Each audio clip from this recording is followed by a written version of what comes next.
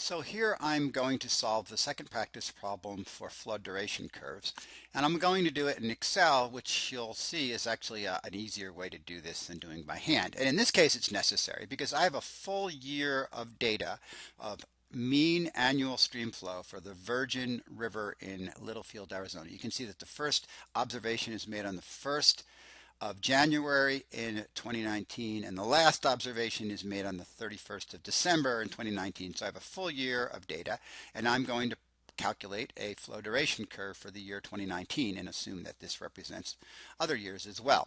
So the day here, this column that contains the day, I really don't care about that. I could just delete it, but I'm just going to leave it and just ignore it. What I really need to do, though, to do this is to first sort these data by the discharge. So I need to sort by the rows, and I'm going to highlight the row. Notice I put my cursor onto the third row, and I'm going to highlight. I'm going to grab all of these rows now. There they are.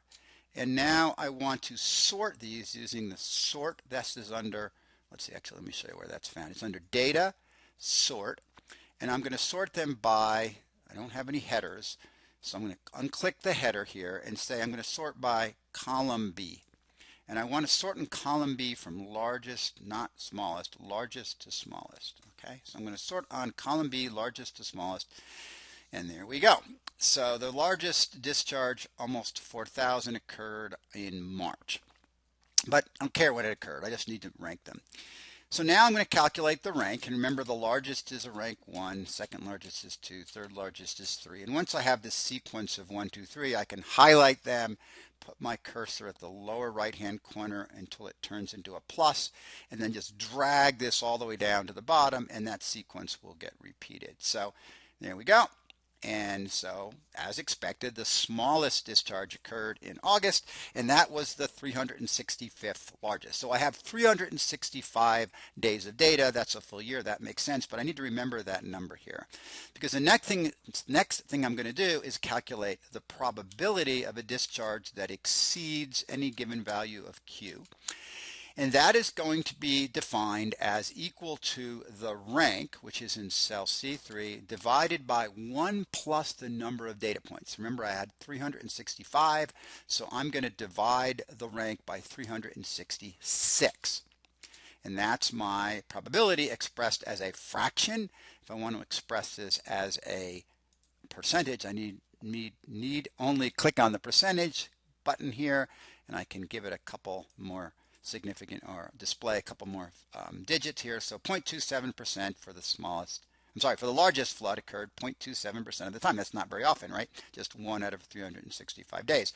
And now I'm going to copy that formula all the way to the bottom, and I will then have my probabilities of a discharge equal or exceeding those values throughout the year.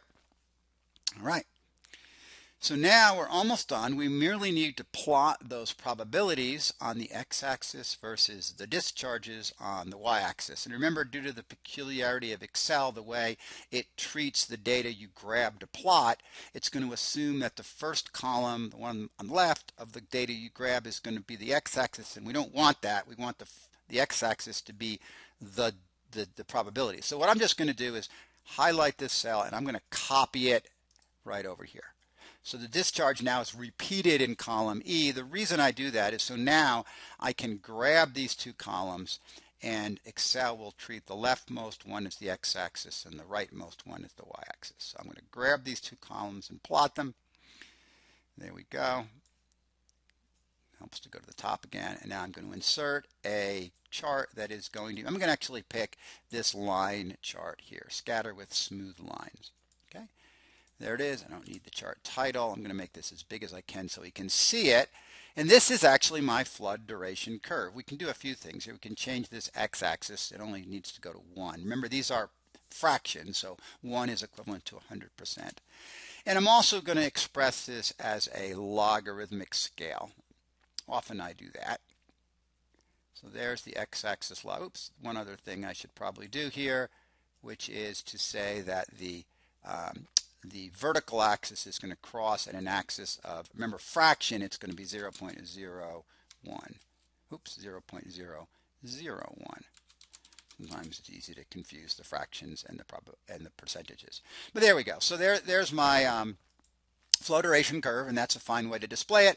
I'm going to add some minor grid lines here to make it a little easier to see. I'll add some minor grid lines here. But it turns out we don't actually need to use this often.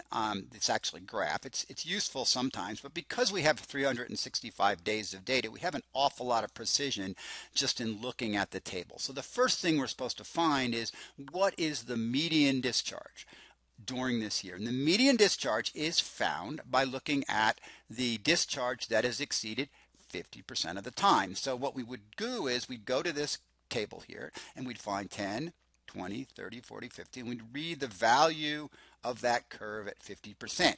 Now we could read that off the graph, but it's just as easy in this case to just slide down and look at where we can find 50% and look at the corresponding discharge, and there it is. So 50% actually is exact. So right there, I'll highlight this whole row. This is where I find the medium discharge. The medium discharge is 166 cubic feet per second, meaning that 50% of the time the discharge is greater than 166 cubic feet per second and 50% of the time it's less.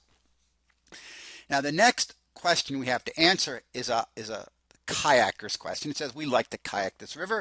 If you've ever kayaked, you know that when the water level's really low, it's dangerous. So it turns out that for this river, you need to have at least 400 cubic feet per second so you don't like run into rocks and stuff. So the question is, what percentage of the time can you safely kayak this river? So what we want to turn that question into is, what percentage of the time does this river have a discharge that's equal to or exceeding 400 cubic feet per second, at least during the year 2019. So 400 cubic feet per second is right about here. We can sort of show what this would look like.